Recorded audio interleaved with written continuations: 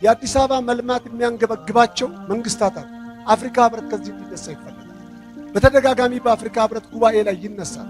ለምሳሌ ማንሳት ቢፈለግ መሐመድ ጋዳፊ መለስ በነበሩበት ጊዜ አንስተው የሴኔጋሉ ደግፈዋቸው አንዱ ስብሰባው ላይ ከመምጣታቸው ፊት በአልጀዚራ አረብኛ ዶክሜንተሪ ላይ ያስቀረቡት ጥናታዊ እንትን ነበር ፊልም።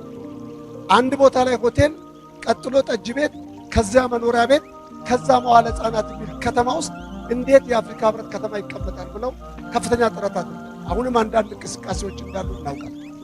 ከተማችን አደረጃጀቱን ስናየው እዚህ ጋር ሻይ ቤት፣ እዚህ ጋር የሆነ ነገር፣ እዚህ ጋር የሆነ ነገር፣ ያንን መለወጥ ግዴታችን።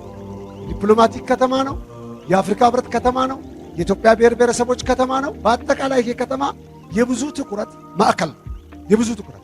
ያንን በሚመጥን መልክ ለመስራት ስትነሱ ጉዳዩ እዚህ ከተማ ያለ ተቃውሞ ብቻ አይሆንም። እነዚህ ታሪካዊ ጠላቶቻችን የሚጋልቧቸው የራሳቸው ፈረሶች አሏቸው። ለምሳሌ አሁን በሀገሪቱ ውስጥ እየተካሄደ ባለው ነገር በአንድ በሁለት በሶስቱ ተስፋ እየቆረጡ መጥተዋል። የአባይ ጉዳይ ግብዓተ መሬት ሆኗል። ከታነቅንበት ወጥተን ቀይ ባህር ለመግባት ጥረት እየተደረገ ነው። ብዙ ሀገራት የተለወጡት ጥልቅ እይታ ባላቸው መሪዎች ነው። እዚህ የተጀመረው ኮሪደር ክፍለ ሀገሮች ላይ ሁሉ ሌሎች አፍሪካ ሀገሮች ላይ ምሳሌ ሆኖ እየሄደ ነው ያለው። ስለዚህ ስራ እንዲሰራ የምንጠይቀው፣ ትኩረት እንዲደረግበት የምንጠይቀው፣ እንደ ሀገር ማሰብ አለብን። መቆጨት አለ። ቱሪስቶች ከውጭ ሀገር ወደ አዲስ አበባ ሲመጡ ብዙ ውጭ ሀገር ይጃሉ።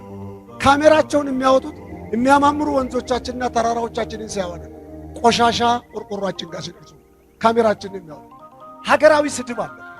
ሀገራዊ ስድባችንን ለማስቀየር ቢያመንም ብንፈርስም ብንጎዳም አሁን የያዛችሁት መንገድ ስድብን ከላያችን ላይ የሚያስወግድ የሚቀጥለው ትውልድ አንገቱን ቀና አድርጎ እንዲሄድ በዓለም አደባባይ ላይ እኔ ኢትዮጵያዊ ነኝ ማለት እንዲችል ለትውልድ ክብር የሚያመጣ ስራ ስለሆነ በርቱ ነው የምንለው።